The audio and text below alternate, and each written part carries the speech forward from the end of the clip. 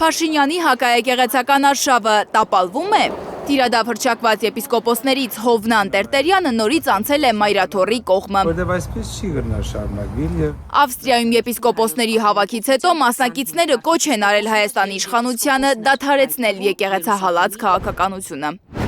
Այդ հայտարարության վերջում 25 եպիսկոպոս գրել է իր անունը։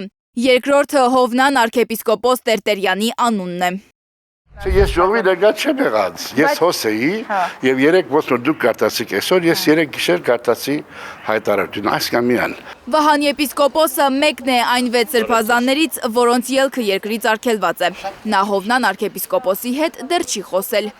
Չգիտի, թե Միացյալ Նահանգների արևմտյան հայոց թեմի առաջնորդն ինչպես է հետ կանգնել Փաշինյանի արշավից ու փաստացի նորից կանգնել հայ եկեղեցու եպիսկոպոսների կողքին, որոնք իրենց հավաքի ավարտին վերահաստատել են հավատարմությունը Մայրաթոռ Սուրբ Էջմիածնին եւ ամենայն հայոց կաթողիկոսին։ Ես պետք է հետո խոսիմ հասկանանք։ Եպիսկոպոսների հավաքին տեսակապով է միացել ամենայն հայոց կաթողիկոսը։ Միջազգային հանրությանը եւ քույր եկեղեցիներին կոչ արել շարունակել ջանքերը Բաքվում ապօրինաբար պահվող հայ գերիների ազատ արձակման համար։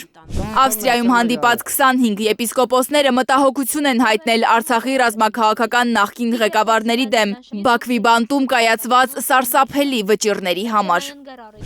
Մայրաթոռի արտաքին հարաբերությունների եւ արարողակարգի բաժնի տնօրենի խոսքով Արցախի թեման շարունակում է բաց մնալ հայ առաքելական եկեղեցու համար։ Արցախի հարցը մեզ համար փակված չէ։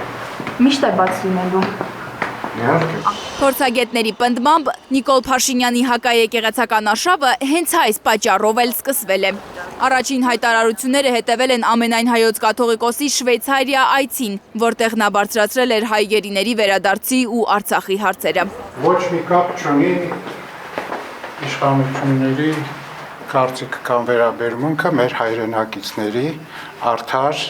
իրավունքների պաշտպանության հետ։ Լանա Համբարձումյան, Հենրիկ Համազասպյան, Հարություն Մաթևոսյան, Հայլուր։